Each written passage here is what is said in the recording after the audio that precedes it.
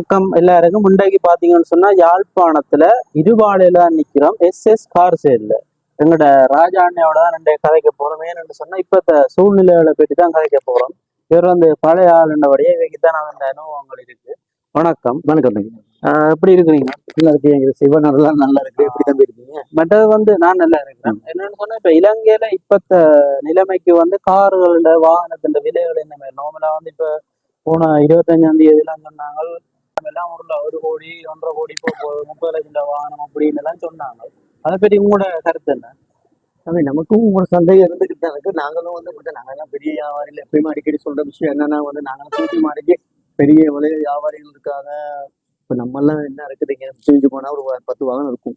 இப்ப நாங்க பெரிய வியாபாரி இல்லையா, இருந்தாலும் கொஞ்சம் லேசான ஒரு அனுபவம் இருக்கும் தானுங்க. நம்ம 54 வயசுனா 30 வருஷமா 35 வருஷமா அந்த ஃபீல்ட்ல இருக்கும்போது ஓரளவு கொஞ்சம் இருக்குது. அறிவுரைப்படி பார்த்தா தம்பி, முதலாவது நான் வர்றேன் இன்னைக்கு ஃபினான்ஸ் கம்பெனி, உங்களுக்கு என்ன ஃபினான்ஸ் கம்பெனி சாதாரண தெரியும். நார்மலா சென்டர் ஃபினான்ஸ் மற்றது ஃபினான்ஸ் கம்பெனில எப்பயுமே செமி கவர்மெண்ட் அப்படின்றது, அதாவது சென்ட்ரல் பேங்கோட இணைஞ்சு தான் இந்த ஒரு எந்த ஒரு கம்பெனியாக இருக்கட்டும், சென்ட்ரல் ஃபினான்ஸா இருக்கட்டும், சென்ட்ரல் ஃபினான்ஸ் தெரியாது, மற்ற அசெட் லைன் இருக்குது. நிறைய நான் பேர் சொல்ல விரும்பல. எந்த ஒரு ஃபினான்ஸ் கம்பெனி எடுத்துக்கிட்டாலுமே எதுவுமே சென்ட்ரல் பேங்க் கீழே தான் உங்களுக்கு அவங்களுக்கு எதனா பட்டியை கூட்டுறனாலும் குறைக்கலாம், சென்ட்ரல் பேங்க் கீழே தான் அவங்களோட சிஸ்டம் இருக்கும். அப்படி இருக்கும்போது தம்பி இன்னைக்கு வாகனம் கூடுதா குறையுதா அப்படின்றது நம்ம செக் பண்ணி பார்க்க சாதாரண பார்வையாளர் கட்டாயம் தெரிஞ்சு கொள்ளக்கூடிய தெரிய வேண்டிய ஒரு விஷயம் இல்லைன்னா இப்போ ஒரு ஒரு ஒரு வாகனத்தில் இருக்க வரைக்கும் அந்த ஜிப்பா இருக்கட்டும், ஏதாவது காரா இருக்கட்டும், அதுகளை நீங்க ஃபினான்ஸ் கம்பெனில போய் கொடுக்கும்போது 100க்கு 70 தருவாங்க. அப்போ அவங்க யாரு வேல்யூவேஷன், அதுக்கு அவங்க அரசாங்கத்தில் அங்கீகரிக்கப்பட்ட, அந்த கம்பெனிக்கு அங்கீகரிக்கப்பட்ட ஒரு வேல்யூவேஷன் இருப்பாங்க. இப்போ அவங்க தான் அதுக்கு எவ்வளவு பொறுமதி அப்படின்னு கொடுக்குறது. அந்த பொறுமதி இன்னைக்கு எந்த ஒரு வெஹிக்கிள் எடுத்தாலுமே அந்த பொறுமதி எப்போ அது குறையுதோ அன்னைக்கு முறையில வாகன விலை குறையுன்னு தான் அர்த்தம். அப்ப நார்மலா அதை இப்போ நம்ம சொல்லுவோம், இந்த வாகனம் நாங்கள் 36 ரூபா விற்கிறோம்னா, இப்போ நாங்கள் 36 ரூபானா அவங்களுக்கு ஒரு வேல்யூவேஷன் போடுவோம். இல்லை 36 ரூபால ப்ரெசென்ட் மார்க்கெட்ல இவ்வளோ தான் நம்மளுக்கு வேல்யூவேஷன் பண்ணலாம் அப்படின்ட்டு ஒரு வேல்யூவேஷன் கொடுப்பாங்க. அந்த வேல்யூவேஷன் கொடுத்ததுக்கு அதே வேல்யூவேஷன் காசு தர போறது இல்லை ஃபினான்ஸ் கம்பெனி. அந்த வேல்யூவேஷன்ல 70% 80% ஒவ்வொரு ஃபினான்ஸ் கம்பெனிக்கு ஒரு ஸ்டைல் இருக்கும். அந்த ஸ்டைலுக்கு தான் கொடுப்பாங்க. இதுதான் எந்த இளைஞரோட எந்த ஃபினான்ஸ் கம்பெனியா இருந்தாலுமே அப்போ இதுதான் நடைமுறை. அப்போ அப்படி பார்க்கும்போது நான் நேற்று முன்னாடி ஒரு காரணம் வித்து நீங்க பார்த்துருப்பீங்க, பார்வையாளர்கள் தெரியும், யூடியூபா என்னுடைய இந்த எஸ்எஸ் காசேல் பார்த்துருந்தீங்கன்னா உங்களுக்கு தெரியும்.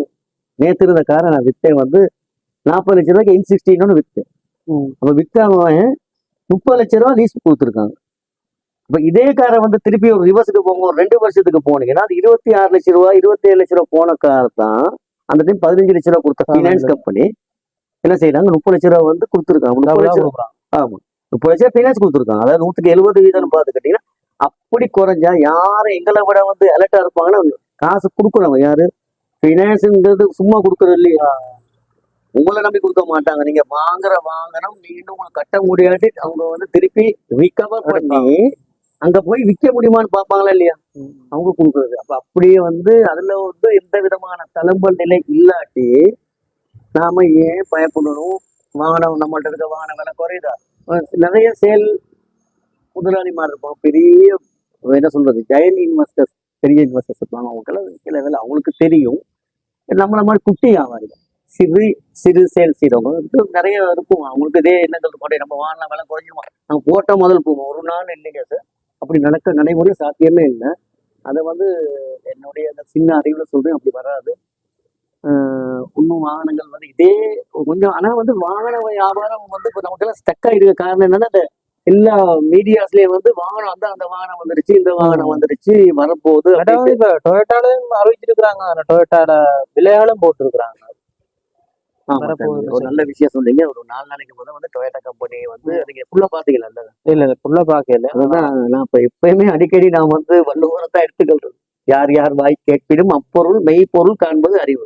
ஸ்டார்ட்ல ஹெட்டிங்ல போட்டாங்க டொயோட்டா கம்பெனினால் புது விலை சொல்லியிருக்காங்க. அது சொல்ற விலையெல்லாம் பிளஸ் வெட்னு சொன்னாங்க. பிளஸ் வெட் தான் போடுறாங்க. பிளஸ் வெட்டுக்கு சரியான துல்லியமான ஒரு கணக்கு சொல்லல. ஆனா அவங்க சொன்ன அண்ணாலதான் சொல்றாங்க இவ்வளவுதான் போகுது அப்படின்ட்டு. அப்படி சொல்லும் போது அவர் கடைசி அந்த பேட்டி முடிக்கும் போது கேட்கிறாரு, அந்த உங்களை மாதிரி அந்த நிருபர் வந்து கேட்கிறாரு, உங்களுக்கு எதுவும் வந்து லீகலா வந்து சொல்லியிருக்காங்களா அரசாங்கம் வந்து வாகன இறக்குமதி இல்ல, நாங்க ஏன் நீங்க ஏன் அப்ப போட்டீங்கன்னா, இல்ல எங்களை மாதிரி சைனா மத்த வாகனம் இப்ப நாங்க வந்து ஒன் ஆஃப் த கிரேட், அதாவது டொயோட்டா, நிசான், ஜப்பான் வெஹிக்கல்லாம் நல்லா இருக்கும் போது டொயோட்டா தானே ஃபர்ஸ்டா நிக்குது.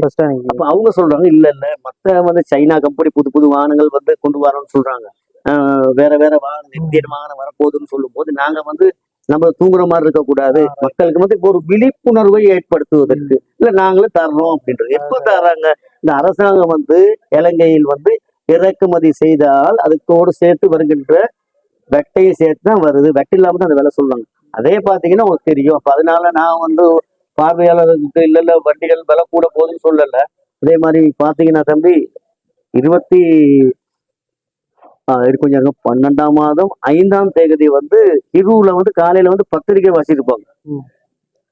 வாசிக்கும் போது சொல்லுவாரு, இல்ல இல்ல வாகனம்லாம் சரியான விலை கூடுது, புது வாகனங்கள் விலை கூடுது அப்படின்னு சொல்லிட்டு கடைசியா முடிக்கவும் சொல்லுவாரு. அதுக்காக நீங்க உங்கள்ட்ட இருக்க பழைய வாகனங்களை வந்து விலை கூட்டி விற்க மட்டும் நினைச்சுட்டாங்க இந்த மாஃபியாக்களுக்கு. அது சில வியாபாரிகள், நான் சொல்லல பெரிய வியாபாரிகள் விலை கூட போது அப்படின்னு ஒழிக்கிறது அதெல்லாம் செய்ய முடியாதுங்க சார், அப்படி நடக்காது. அதனால மக்கள் வந்து 100% ப்ளஸ் பண்ணலாம். என்னன்னா வந்து வாகனங்கள் தளம்பல் நிலை இருக்கும். அப்ப நீங்க எடுக்காம இருப்பீங்க, என்ன நடக்கும், நீங்க எடுக்காம தான் இருப்பீங்க. எடுப்போம் 2 மாசம் பார்ப்போம், 3 மாசம் பார்ப்போம்னா.